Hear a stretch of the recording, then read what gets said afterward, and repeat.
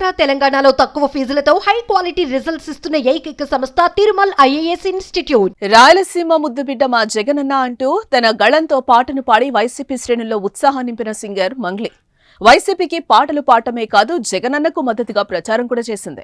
ఆమె పాడిన పాటలు జగన్ గెలుపుకు కూడా కారణమయ్యాయి.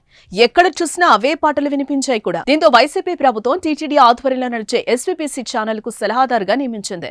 ₹1,00,000 జీతాన్ని కూడా అందించింది. అయితే వైసీపీకి అనుకూలంగా మంగ్లీకి కేంద్ర మంత్రి రామ్మోహన్ నాయుడు తనతో పాటు తీసుకెళ్లి వీఐపీ దర్శనం చేయించడంతో టీడీపీలో చిచ్చురేపింది.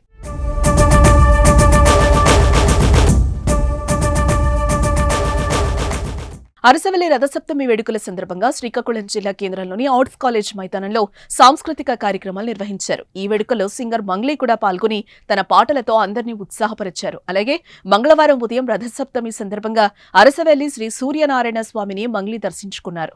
మంత్రి కింజరాపు రామ్మోహన్ నాయుడు దగ్గరుండి మంగ్లీకి వీఐపీ దర్శనం కూడా చేయించారు. ఆమెతో ఫోటోలు కూడా దిగారు. ఇవి సోషల్ మీడియా వేదికగా వైరల్ కావడంతో తెలుగు తమ్ముళ్లు అగ్గి మీద గుగ్గిలమవుతున్నారు.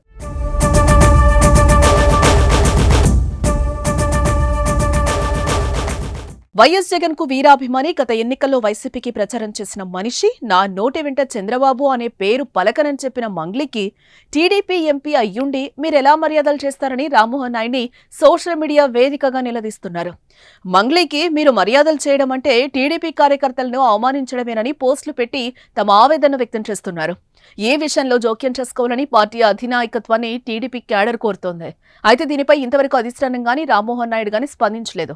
మరి ఈ అంశం మరింత రచ్చరంబోలా కాకముందే కేంద్ర మంత్రి ఎలాంటి సమాధానం ఇస్తారో చూడాలి.